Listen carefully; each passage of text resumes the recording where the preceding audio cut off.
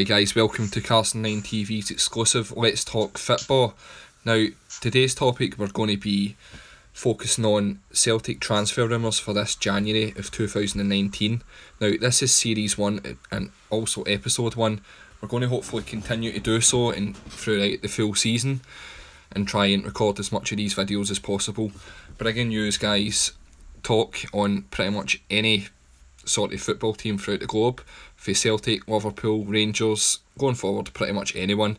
Now, today I've got Callum, a Celtic fan for Castlemilk. How you doing, Callum, alright? I'm not bad, how are you? I'm not bad, man, not bad.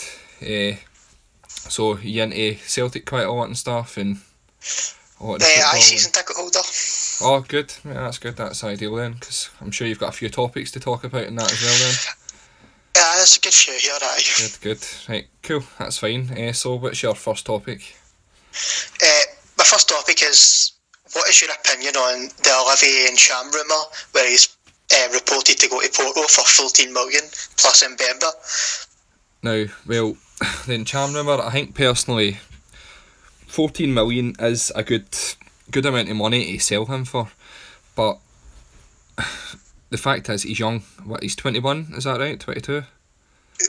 A bit there, aye. Aye, he's still a young boy, still a young guy, do you know what I mean? He's shown a lot of potential at Celtic. The thing is, he could go further. He could be like another Van Dijk. I don't think he's going to reach a level of Van Dijk, but he could be another kind of top class player who could end up moving to the Premiership and then becoming one of the best players in that league. I think he has showed a lot of potential at Celtic. Now, for 14 million today's market, that's quite a fair amount to get off an our team for a Celtic player. I think the more promising side of this is the fact we would be getting a centre-half in return with, is it Mbemba you call him? Yeah, Chancellor Mbemba, yeah. That's it, I couldn't pronounce his name. Right, so it's Mbemba. He seems like he would do a pretty much decent wee job for his enemy. So I think going forward, I think for the money and the fact you would be guaranteed a centre-back in return, I would probably personally take it, and it's purely due to the fact that as much as I think Ntcham does have a lot of potential, whether or not he's going to reach that potential, that's a bit of a risk as well. What's your opinion on it? Sort of along the same lines. The only thing I will say is, obviously, Ntcham just now is more of a fringe player. He's not starting 11, so obviously to reach the potential that he could possibly have, he'd need to play more, whereas in this team just now he seems sort of frozen out. The only reason I'd really strongly want to keep him is that potential, plus we don't really have a player at Celtic who has the range of passing that he does. Some of the passes obviously he can pull out are just out of this world. I'd say the only player close is Rogic, who can't go a full 90 minutes, so he could be the game changer possibly. But the Mbemba really does make me want to say take the money plus the player, because centre-back is such a important position for us to fulfil in this window, I'd say. That's correct, I agree with that as well. What's your next topic? The next one is, I seen that there was photos of McKenna from Aberdeen and Glasgow, apparently ahead of a move to Celtic. Would you take him at Celtic currently? I would take McKenna, yeah, and it's purely due to the fact a lot of people are shoving out the idea of bringing McKenna into Celtic down to the fact that he's an Aberdeen player and he hasn't proven himself down at, for example, England or in one of the big leagues. Now, he's a young player. He has shown a lot of potential at Aberdeen, don't get me wrong. He's obviously doing a good job if he's attracting interest for down south, such as far as I'm aware, Aston Villa are in for him. There's a few other English clubs in for him as well. Now, the fact that Aberdeen are wanting, I think it's 8 million for him, pushing on 10. Now, it is a hell of a lot of money to pay for a player that's played in the SPL, don't get me wrong with that, but there's been previous times where, for example, there's SPL players, for example, that's actually made it quite far for playing in the SPL, so it's not to say that because he's playing in the SPL, he's not going to be good enough for Celtic. But I do think McKenna would be a good buy. I do think the 8 or 10 million price is a bit of an ask, but today's market is rising and rising, so personally we need to match it. And I think we're going to struggle to get someone that is a good centre-half in this January transfer window. So I think McKenna would be a guaranteed one who would do a job. If we buy MDLs for about 5 million or so, they're going to be a risk. We know that McKenna can do a good job in the SPL anyway, guaranteed. I mean, he's getting called up for Scotland and that for a reason, so he is doing a good job, there's no doubt about that. So I personally think for the money, and the fact he's young as well, his value could rise. So, and it is only going to rise if he keeps doing what he's doing, especially if he did go to Celtic and do the same thing. So, my opinion is I would take him. I think I would probably take him as well. Obviously, like you said, the 10 million is a bit of a push, but if he turns out to be as good as what he's looking, plus playing for Celtic, surrounded by better players, better staff to train him, it could become a very big part of the team. Mm-hmm. But at the same time, that 10 million could be spent on a more experienced player, possibly, that can come in and just sort of shore up the defence. Obviously, currently, we've got a really young defence, so like maybe a player that could come in and sort of use their experience to hold the defence and sort of solidify that defence could be a better option. But if it's like a last resort sort of thing, I'd take McKenna. No, definitely, I agree. What's your next topic? Apparently, Celtic have approached Everton on asking for James McCarthy on loan for the rest of the season. Do you think that would be an important player to bring in, or do you think it's just a silly rumour? Well, we've been linked with McCarthy in the past as well, as much as McCarthy as well. He's also his ex-Hamilton teammate. But I would take him. I think he is a good player, and I think he'd be an ideal player to have. But Celtic do have an awfully big midfield. He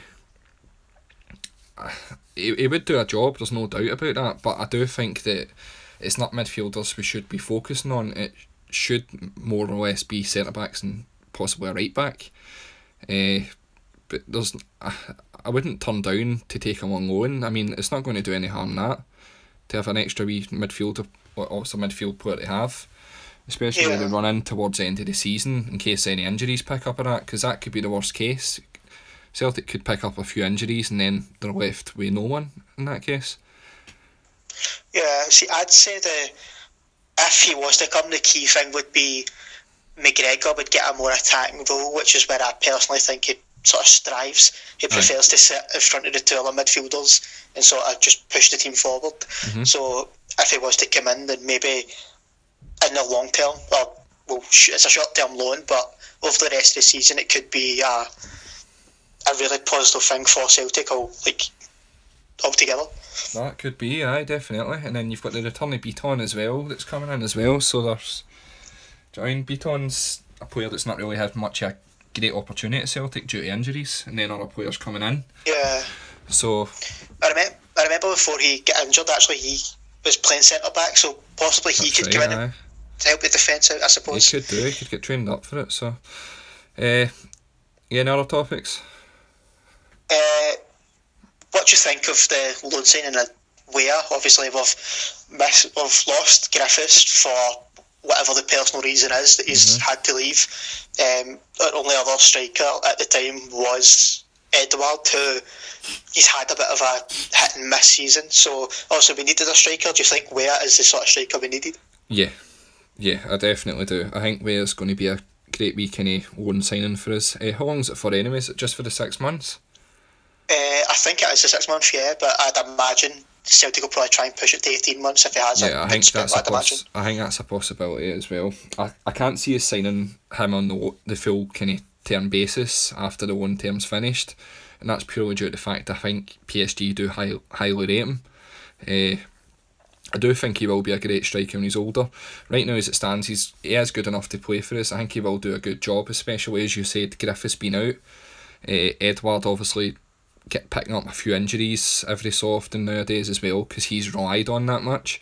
I think Weah will definitely add that extra option. a bit of pace, a bit of something different, because Celtic are a bit more exposed now. There's not been a lot of changes to the Celtic team. They've not improved in certain positions. So having that extra striker come in who plays differently to the rest will leave other teams wondering, how is this guy going to play? This guy's going to definitely change the way Celtic play at times, and it's going to confuse other opponents, as I said, which is what Celtic need. They need something different.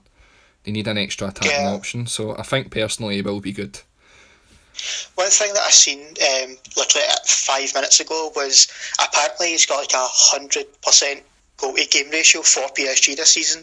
I think it's only like 5 games, 5 goals or something. Is that for the first time? It shows that he clearly knows where the goal is, and he could be a fantastic player. Definitely, I totally agree with that as well. I did read into that myself. I think the last one about going out the way was apparently Forrest is linked with Arsenal and Liverpool for 8 million. Do you think there's any truth behind that? I don't see why there wouldn't be, to be honest with you, due to the fact that I think Forrest has had an absolutely phenomenal season last season there. The previous season as well, he had another great season. So I can't see anything against it, to be honest with you, but I do think that if Forrest did go, it wouldn't benefit Celtic or Forrest himself, purely down to the fact the teams that are in for him are teams that he wouldn't necessarily get his game for. And to be honest with you, he'd be lucky to get much minutes at all, even as a substitute. I think for Celtic's terms here, 8 million is not enough, and I know he's 27, but he's at his prime here. He's got a few seasons left in him at his prime, and this would be the ideal time for him to stay at Celtic, make a big name for himself, try and get Celtic back into the Champions League next season, push for 10 in a row, push for as much trophies as he possibly can, rather than go down south and sit on the bench and keep the bench warm. Because he could do a job in the Premiership, there's no doubt about that, but he's not going to get his game at one of the top teams in the Premier League. He's going to get his game at one of the bottom half teams. So that's my opinion. I think it's worse for both Celtic and Forrest if he did move, but as you said, there's no full truth behind it. Another thing I'd say is, obviously, the 8 million is what maybe he's valued at, but I'd say that more he plays like a £16 million player or whatever, but I think to the club he's worth at least double the 8 million, just because he's such an important player this season, arguably our player of the year, and we don't really have another winger like him at the club, so obviously it is important for the club. So I'd definitely say at least 16 if you are going to let him go at all. No, I totally agree with that as well. Yep, definitely. Any other topics as well on top of that again? The last two is YAYA Toure apparently has been linked with Celtic, and he said on TV yesterday that he wouldn't close the door on Celtic. So he is interested in coming. Would you take him at Celtic, do you think? Or do you think that's just a bit of a silly one because of his age? I would take him in a heartbeat, because I think personally with the skill and technique and experience he's got, it would benefit every single one of the youngsters in the midfield for Celtic, and I think they would learn a hell of a lot from him. I think that he's got a lot of skill still. He's got more brains when it comes to playing football now as well. He's been about for a while. He knows how the game works. Coming to the SPFL and playing for Celtic would probably be a good move for him, because it will keep him at the top of his level as well, being it obviously the best team in the Premier League. But the wages would be an issue. I don't know how much he's actually on currently. He would be a free agent right enough, and I think personally the money that we would have spent, a few million bringing him in, if he had a year left in his contract, would cover that. Would cover probably the wages now anyway. But is he going to be worth the wage if he's on, say, for example, 80,000 a week or so? Would that be personally worth the risk for Celtic to take? Because the midfield, as we've said, is good enough for Celtic's level right now. There's nothing wrong with it. There's just a few wee adaptations you need. But I do think one thing he would add would be that extra big force in the midfield, that recognised player, because that's something that Scott Brown's came away from recently. He's sat back more, he's not been as known in the midfield, But I think YAYA Toure would bring that. He would bring attacking sense to Celtic, and he would bring a bit more of defensive as well. He would get up and down, and he would do the full job. But as I said, if Celtic offered to take him as a free agent and just pay his wages of, say, 60 to 80,000 a week, then I say why not? Because I think personally they've got the money to do so, and I think it would benefit the youngsters as well. I think the biggest point, or the biggest reason why we wouldn't go for him and why we shouldn't, is he's a very, very injury prone player, and if he's going to be on like 60 to 80,000 a week, but constantly injured, just think that money could have went to a player that's maybe a bit younger. Obviously Toure's 35, say it was like a 29, 30 year old that's got the same, not the same experience, but got a lot of experience, plays a similar role to YAYA, and plays the full season, say, then we'll get more out of that other player, whereas YAYA would just be possibly injured the full season, given that the Scottish League is so physical. Yeah, no, I do see where you're coming from with that as well, yeah. But whether or not, as I said, there's no full truth behind the story. As you said, YAYA Toure's mentioned he's open to it, but Celtic's not mentioning anything about being interested in him. Yeah. Anyway, are you on any other topics or that at all? Or? Yeah, the last topic is Bayo, Bayo, or whatever his name is. Mm-hmm. Do you think, like Weah, do you think he's the sort of striker that Celtic needed? I do think so. He looks like from what I've seen of him, he looks like a creative kind of striker. He's fast and he's powerful as well. He does remind me of Wilfred Zaha a wee bit, the way he plays as well. He's a very skillful, powerful, fully paced striker, and he will be recognised in the SPFL, there's no doubt about that.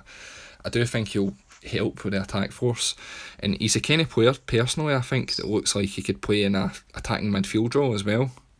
I don't think he necessarily has to be playing as an in and out striker all the time, so which is good, because there's a bit of rotation there. But I do think, for him being so young, I think he's only 21 as well, he could be there for the long term for Celtic for a while before he would move on possibly to bigger things as well. But no, I think he's a good sign. I think for the price as well, was it 3 million or so? I believe so, yeah, roughly around about that, yeah. Yeah, well, I think he's definitely a good buy. I think he's got a lot of potential on him too. What's your opinion on him? Honestly, I can't really comment. I've only seen YouTube like sort of highlights of him, which obviously you could make Efe Ambrose look like a world class centre back with highlights. Right. So I can't really comment on that. All I will say is he seems to know where the space is, and he clearly does have an eye for goal. He scored quite a good few amount of goals in Slovakia or Slovenia. I'm not sure what country it was, but again, the defending over there is so poor that you can't really take anything from it. I just hope that he can hit the ground running. And obviously, I think he's from the Ivory Coast, so we've got Kolo Toure here. You've got Kouassi as well, and possibly YAYA. So we have people from the same country as him. They probably could just quickly come in, settle in, and hit the ground running. That's true. That's a very good point. Is that your last topic then? Or have you yeah, that's all I have for today. That's brilliant. Well, thanks for phoning in anyway, Calum, okay? Cheers. Right, thanks, mate. Thanks. See you later. See you after, mate. So, guys, that was thanks to Calum there for phoning in there to take you time out his day there. He just gives a few topics to talk about today. So, from that we gathered there's a few possible Celtic transfer speculation moments going on here. As I said, guys, going forward, as this is only Series 1, Episode 1, now going forward we're going to hopefully be doing this every single week, talking about possibly, as I said, different teams, different transfer situations, different things about football. So guys, thanks for tuning in to Let's Talk Football, and like and subscribe away, and keep up to date with the videos. And as I said, thanks to Calum for phoning in, and Calum is also a fellow YouTuber who will be doing this with me. So if you can go and click in the description, you'll see a link for his channel if you can like and subscribe too. Thank you.